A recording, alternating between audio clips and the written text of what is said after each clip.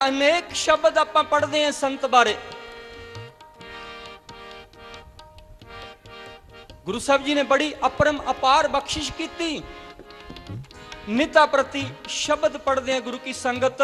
संत शरण जो जन परै सो जन उदरणहार। संत की निंदा नानका बहुर बहुर अवतार।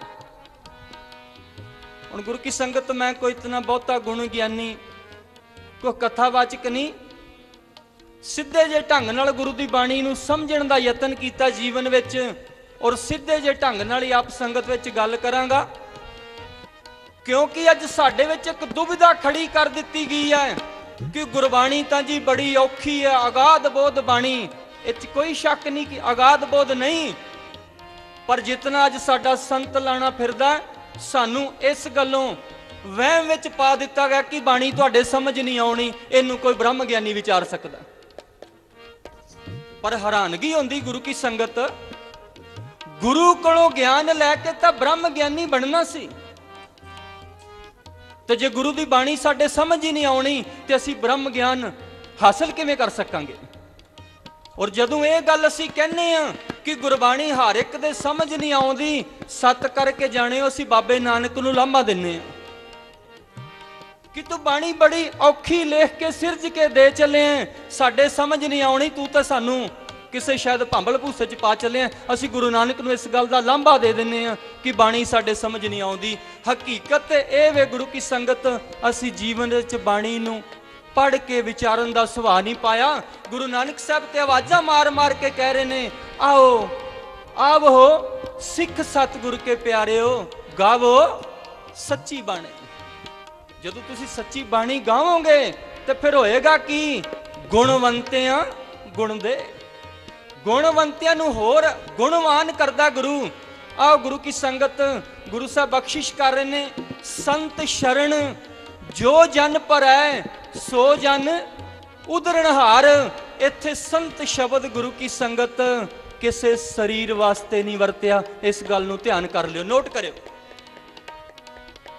शायद सानू ये शब्द पढ़ा पढ़ा के सुना सुना के किते संतां प्रति बड़ा भय पैदा कर दिता है कि कोई लख कर्म कांडी, कोई लख पापी होवे, उन्हें सिर्फ चोला लम्मा पाया होना चाहिए ते सिर ते गोल दस्तार होनी चाहिए है, ओदी निंदा नहीं करनी भावें लख कुकर्म करदा होवे। पर गुरु की संगत, इत्थे गुरु साहब ने संत शब्द बाणी विच धन धन साहब श्री गुरु ग्रंथ साहब वास्ते आया। मैं सीधे जे ढंग नाल अपना गल करां, आप संगत इस गल दा पहला फैसला करो कि सिख ने किसे शरीर की शरण विच पैना या धन श्री गुरु ग्रंथ साहब की शरण विच पैना। क्योंकि गुरु साहब बाणी च कह रहे ने, संत शरण जो जन भरै।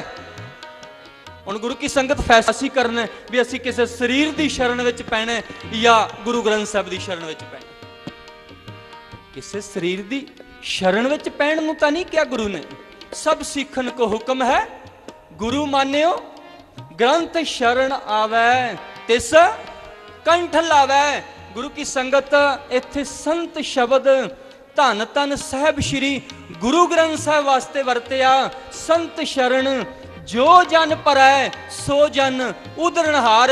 वो इस दुनिया तो अपना पार उतारा करके लै जाएगा गुरु की संगत, जेड़ा धन श्री गुरु ग्रंथ साहब की शरण विच पै जावे। मत जाणियो कि इत्थे किसे शरीर नूं कहा है।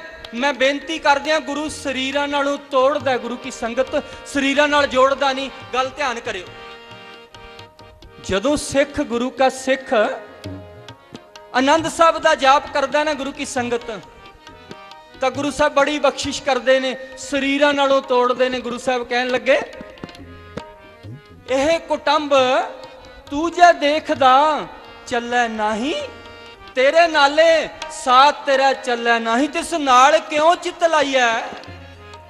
भाव गुरु ने परिवारक शरीरां नालों तोड़ दिता। गुरु साहब कृपा करते हैं, अपने ही सुख स्यों सब लागे, क्या दारा क्या मीत। गुरु साहब कहन लगे, देखी किते शरीरां नाल ना जुड़िया रही। ਇਹ ਸਾਰੇ ਆਪਣੇ ਸੁੱਖਾਂ ਦੀ ਖਾਤਰ ਤੇਰੇ ਆਲੇ ਦੁਆਲੇ ਲੱਗੇ ਹੋਏ ਨੇ, ਤੇ ਕਿਤੇ ਇਹਨਾਂ ਸਰੀਰਾਂ ਨਾਲ ਜੁੜ ਕੇ ਐਸਾ ਕੰਮ ਮੂਲੇ ਨਾ ਕੀਚਾ ਜਿੱਤ ਅੰਤ ਪਛਤਾਈਆ। ਗੁਰੂ ਕੀ ਸੰਗਤ ਗੁਰੂ ਸਰੀਰਾਂ ਨਾਲੋਂ ਤੋੜਦਾ, ਸਰੀਰਾਂ ਨਾਲ ਜੋੜਦਾ ਨਹੀਂ। ਇੱਥੇ ਸੰਤ ਸ਼ਬਦ, ਸੰਤ ਸ਼ਰਨ, ਜੋ ਜਨ ਭਰੈ ਸੋ ਜਨ ਉਦਰਨਹਾਰ। ਗੁਰੂ ਕੀ ਸੰਗਤ, ਜਿਹੜਾ ਗੁਰੂ ਕਾ ਸਿੱਖ, ਜਿਹੜਾ ਜੀਵ ਧੰਨ ਸ਼੍ਰੀ ਗੁਰੂ ਗ੍ਰੰਥ ਸਾਹਿਬ ਦੀ ਸ਼ਰਨ ਵਿੱਚ ਆ ਗਿਆ, ਉਹ ਇਸ ਦੁਨੀਆ ਤੋਂ ਆਪਣਾ ਪਾਰ ਉਤਾਰਾ ਕਰਕੇ ਲੈ ਜਾਏਗਾ। ਜੈਸਾ ਸਤਿਗੁਰੂ ਸੁਣੀਂਦਾ ਤੈਸੋ ਹੀ ਮੈਂ ਡੀਠ, ਵਿਛੜਿਆ ਮੇਲੇ ਪ੍ਰਭੂ ਹਰ ਦਰਗਾਹ ਕਾ ਬਸੀਠ। ਇੱਕ ਧੰਨ ਸ਼੍ਰੀ ਗੁਰੂ ਗ੍ਰੰਥ ਸਾਹਿਬ ਨੇ ਜਿਹੜੇ ਇਸ ਸੰਸਾਰ ਤੋਂ ਬੰਦੇ ਨੂੰ ਮੁਕਤ ਕਰ ਸਕਦੇ। ਸੰਤ ਕੀ ਨਿੰਦਾ ਨਾਨਕਾ ਬਹੁਰ ਬਹੁਰ ਅਵਤਾਰ। ਇੱਥੇ ਸੰਤ ਕੀ ਨਿੰਦਾ ਕਿਸੇ ਸਰੀਰ ਨੂੰ ਨਹੀਂ ਕਿਹਾ। ਅੱਜ ਤੁਸੀਂ ਦੁਨੀਆ ਦੇ ਵਿੱਚ ਅਨੇਕ ਅਜਿਹੇ ਡੇਰੇਦਾਰ ਦੇਖਦੇ ਹੋ ਜਿਹੜੇ ਧੰਨ ਸ਼੍ਰੀ ਗੁਰੂ ਗ੍ਰੰਥ ਸਾਹਿਬ ਦੀ ਨਿੰਦਾ ਕਰਦੇ ਨੇ। ਆਪ ਸਾਰੀ ਸੰਗਤ ਨੂੰ ਪਤਾ ਹੈ, ਨਰਕ ਧਾਰੀਏ ਹੋਣ, ਭਾਵੇਂ ਕੋਈ ਰਾਧਾ ਸੁਆਮੀਆਂ ਹੋਵੇ, ਭਾਵੇਂ ਕੋਈ ਨੂਰ ਮਹਿਲੀਆ ਹੋਵੇ, ਇਹ ਗੁਰੂ ਗ੍ਰੰਥ ਸਾਹਿਬ ਨੂੰ ਗੁਰੂ ਨਹੀਂ ਮੰਨਦੇ, ਕਿਤਾਬ ਕਹਿੰਦੇ ਨੇ, ਤੇ ਉਹ ਗੁਰੂ ਗ੍ਰੰਥ ਸਾਹਿਬ ਦੀ ਨਿੰਦਾ ਕਰਦੇ ਨੇ ਕਿਤਾਬ ਕਹਿ। ਇਹ ਸੰਤ ਗੁਰੂ ਦੇ ਨਿੰਦਕ ਨੇ। ਗੁਰੂ ਕੀ ਸੰਗਤ ਇਹਨਾਂ ਲੋਕਾਂ ਵਾਸਤੇ ਵਰਤਿਆ ਕਿ ਸੰਤ ਕੀ ਨਿੰਦਾ ਨਾਨਕਾ ਬਹੁਰ ਬਹੁਰ ਅਵਤਾਰ। ਜਿਹੜੇ ਲੋਕ ਧੰਨ ਸ਼੍ਰੀ ਗੁਰੂ ਗ੍ਰੰਥ ਸਾਹਿਬ ਦੀ ਨਿੰਦਾ ਕਰਨਗੇ, ਉਹ ਜਨਮ ਮਰਨ ਦੇ ਗੇੜ ਵਿੱਚ ਪਏ ਰਹਿਣਗੇ। ਦੂਸਰੀ ਥਾਂ ਤੇ ਸੰਤ ਸ਼ਬਦ ਗੁਰੂ ਕੀ ਸੰਗਤ ਆਪ ਸਮੁੱਚੇ ਖਾਲਸਾ ਪੰਥ ਵਾਸਤੇ ਵਰਤਿਆ ਗਿਆ। ਧਿਆਨ ਕਰਨਾ, ਦੂਸਰੀ ਜਗ੍ਹਾ ਤੇ ਜਿੱਥੇ ਬਹੁਵਚਨ ਸੰਤ ਸ਼ਬਦ ਆਉਂਦਾ ਹੈ, ਆਪ ਸਮੁੱਚੀ ਸੰਗਤ ਵਾਸਤੇ ਵਰਤਿਆ ਗਿਆ। ਗੁਰੂ ਸਾਹਿਬ ਹੁਕਮਨਾਮਾ ਬਖਸ਼ਿਸ਼ ਕਰਦੇ ਨੇ, ਆਵਾਜ਼ ਮਾਰਦੇ ਨੇ, ਸੰਤੋ ਰਾਮ ਨਾਮ ਨਿਸਤਰੀਐ, ਉਠਤ ਬੈਠਤ ਹਰ ਹਰ ਧਿਆਈਐ, ਅਨ ਦਿਨ ਸੁਕ੍ਰਿਤ ਕਰੀਐ। ਆਪ ਸਾਰੀ ਸੰਗਤ ਨੂੰ ਸੰਤੋ ਕਹਿ ਕੇ ਆਵਾਜ਼ ਮਾਰ ਰਹੇ ਨੇ। ਆਪ ਸਾਰੇ ਗੁਰਸਿੱਖਾਂ ਨੂੰ ਆਵਾਜ਼ ਮਾਰ ਰਹੇ ਨੇ ਸੰਤ ਕਹਿ ਕੇ। ਮੈਂ ਇਸ ਬਹੁਤੇ ਵਿਸਤਾਰ ਵਿੱਚ ਨਾ ਜਾਵਾਂ। ਦੂਜੀ ਥਾਂ ਤੇ ਗੁਰੂ ਕੀ ਸੰਗਤ ਸੰਤ ਸ਼ਬਦ ਬਹੁਵਚਨ ਵਿੱਚ ਆਪ ਸਾਰੀ ਸੰਗਤ ਵਾਸਤੇ ਵਰਤਿਆ। ਤੀਸਰੀ ਥਾਂ ਤੇ ਸੰਤ ਸ਼ਬਦ ਪਰਮਾਤਮਾ ਵਾਸਤੇ ਵਰਤਿਆ। ਜਿਹੜੀ ਮੈਂ ਬੇਨਤੀ ਕਰਨਾ ਚਾਹਨਾ ਕਿ ਅੱਜ ਸਾਡੀ ਬਿਰਤੀ ਬਣ ਕੇ ਗੁਰੂ ਕੀ ਸੰਗਤ, ਅਸੀਂ ਕਿਸੇ ਇੱਕ ਸਰੀਰ ਨੂੰ ਸੰਤ ਸਮਝ ਕੇ ਉਹਦੇ ਪੈਰੀ ਮੱਥਾ ਟੇਕੀ ਜਾਂਦੇ ਆ। ਪਰ ਸੰਤ ਗੁਰੂ ਨੇ ਕਿਹਾ ਕਿ ਇਹਨੂੰ ਸਮਝਣ ਦਾ ਯਤਨ ਕਰਨਾ।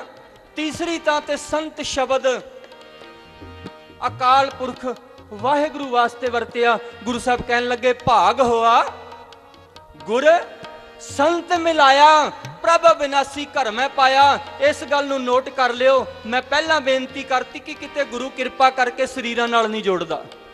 ਭਾਗ ਹੋਆ ਗੁਰ, ਮੇਰੇ ਤੇ ਗੁਰੂ ਨੇ ਕਿਰਪਾ ਕੀਤੀ। ਔਰ ਗੁਰੂ ਕੀ ਸੰਗਤ ਫੈਸਲਾ ਤੁਸੀਂ ਕਰ ਲਓ ਵੀ ਗੁਰੂ ਕਿਰਪਾ ਕਰਕੇ ਪਰਮਾਤਮਾ ਨਾਲ ਜੋੜਦਾ ਕਿ ਕਿਸੇ ਸਰੀਰ ਨਾਲ ਜੋੜਦਾ। ਜਦੋਂ ਗੁਰੂ ਬਖਸ਼ਿਸ਼ ਕਰਦਾ ਹੈ, ਕਿਰਪਾ ਕਰਦਾ ਹੈ, ਕਿਸੇ ਸਰੀਰ ਨਾਲ ਨਹੀਂ ਜੋੜਦਾ। ਗੁਰੂ ਕੀ ਸੰਗਤ ਗੁਰੂ ਕਿਰਪਾ ਕਰਕੇ ਆਪਣੀ ਸੰਗਤ ਜ਼ਰੂਰ ਬਖਸ਼ਦਾ ਹੈ, ਕਿਉਂਕਿ ਸੰਗਤ ਵੀ ਸੰਤ ਰੂਪ ਹੈ। ਸੰਗਤ ਸੰਤ ਰੂਪ ਹੈ ਨਾ। ਗੁਰੂ ਸਾਹਿਬ ਆਵਾਜ਼ ਮਾਰਦੇ ਨੇ ਸੰਤੋ। ਔਰ ਗੁਰੂ ਕਿਰਪਾ ਕਰਕੇ ਆਪਣੀ ਸੰਗਤ ਵਿੱਚ ਬਿਠਾ ਕੇ ਅਕਾਲ ਪੁਰਖ ਨਾਲ ਜੋੜਦਾ। ਗੁਰੂ ਕੀ ਸੰਗਤ ਕਿਸੇ ਸਰੀਰ ਨਾਲ ਨਹੀਂ ਜੋੜਦਾ। ਭਾਗ ਹੋਆ ਗੁਰ ਸੰਤ ਮਿਲਾਇਆ, ਪ੍ਰਭ ਬਿਨਾਸੀ ਘਰ ਮੈਂ ਪਾਇਆ। ਗੁਰੂ ਨੇ ਕਿਰਪਾ ਕੀਤੀ, ਮੈਨੂੰ ਅਕਾਲ ਪੁਰਖ ਰੂਪੀ ਸੰਤ ਮਿਲਾ ਦਿੱਤਾ ਔਰ ਉਸ ਮੈਂ ਪਰਮਾਤਮਾ ਬਿਨਾਸੀ ਨੂੰ ਆਪਣੇ ਸਰੀਰ ਰੂਪੀ ਘਰ ਵਿੱਚ ਪਾ ਲਿਆ। ਗੁਰੂ ਕੀ ਸੰਗਤ ਅੱਜ ਅਸੀਂ ਇਸ ਦੁਵਿਧਾ ਵਿੱਚ ਪਏ ਹੋਏ ਹਾਂ। ਸਤ ਕਰਕੇ ਜਾਣਿਓ, ਜਿਸ ਦਿਨ ਅਸੀਂ ਖੰਡੇ ਬਾਟੇ ਦੀ ਪੌਲ ਛਕਨੇ ਆ ਨਾ ਗੁਰੂ ਕੀ ਸੰਗਤ, ਆਪ ਬਹੁਤ ਗਿਣਤੀ ਨੇ ਖੰਡੇ ਬਾਟੇ ਦੀ ਪੌਲ ਛਕੀ ਹੋਏਗੀ।